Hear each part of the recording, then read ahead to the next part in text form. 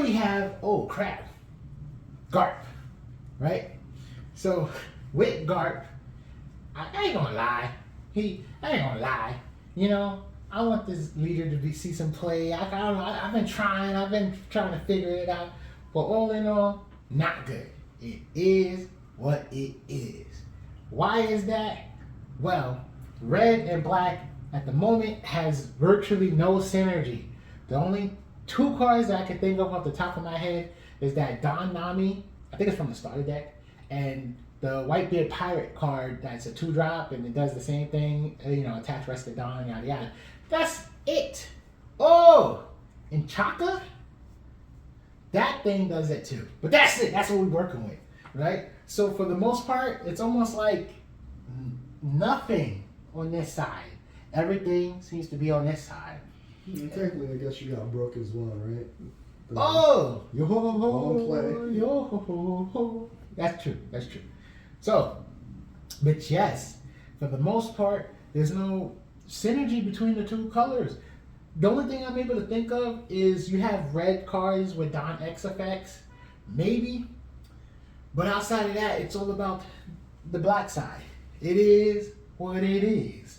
And sadly, even though this leader ability is highly accessible, and I do mean highly accessible, can be used frequently, most definitely frequently, to meet proper conditions to get beneficial combo plays is difficult.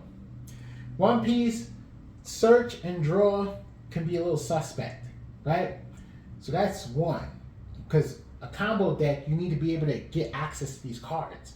Right now we got cycling, you know, to prevent us from gaining cards in hand size. So we got cycling just to try to make things more consistent. We got a couple of search cards that look at the top set of cards, you know, so on and so forth. But for the most part, if you're not drawn into your combo pieces, you ain't doing nothing with this leader. It's all for naught. Then it's expensive because if you're already, let's say, putting something in play, unless you choose to stay behind a turn, right? If you choose to stay behind a turn, then you can make some very strong plays. You can attach a bunch of Don to your leader and then play, you know, certain event cards or character abilities that will then help you KO and get stuff off the board as you're negging their cost. But let's say Rob Lucci, right? He's the 4-drop Rob Lucci's the hot topic. You're taking out 2 bodies off the board. Well, he needs 4 Don just to hit the field, which means you need to play with over 4 Don.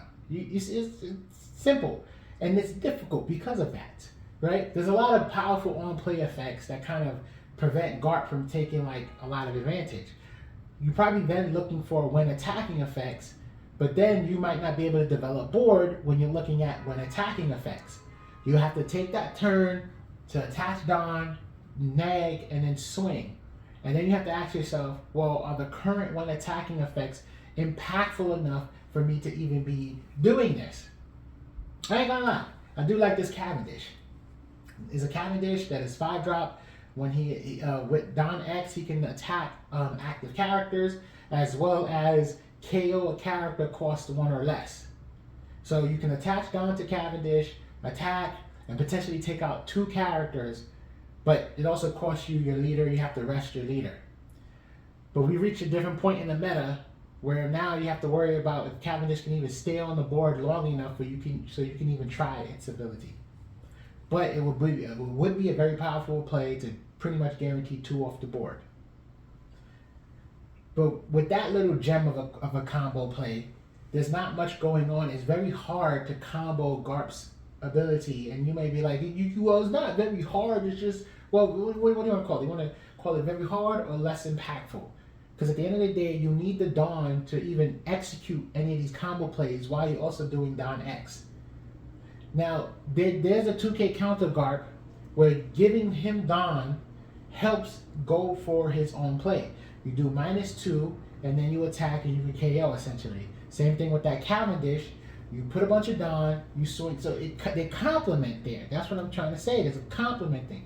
But the moment you start looking at, let's say, the Rob Lucci, those on-play KOs, you got Kid, you got a Kainu, you need those Dons to put those cards in play.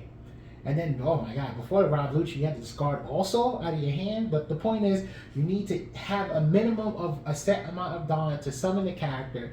Then you have to have whatever Dawn left over to Dawn X. And that became very difficult. And that reduced how impactful your plays will be. And your plays won't be game-changing enough, won't be impactful enough to spend all that resource to gain just a little bit of an advantage. That was the problem here. And then you have a whole color palette that you don't really gain anything from. So now you're looking at a 4-life leader that half the plays are vanilla. Yes, you can use your ability over and over again, but if you ain't doing anything with it, are you really using your ability? Are you really using your ability? Trust me, anybody playing the sim is just clicking for the sake of clicking. Let me just reduce this cost, reduce this cost, reduce this cost, do nothing. It is what it is. Until they come out with like a better set of support or more Dawn efficient cards, and more Dawn efficient all play cards, it's gonna be very difficult for Garp to do anything impactful.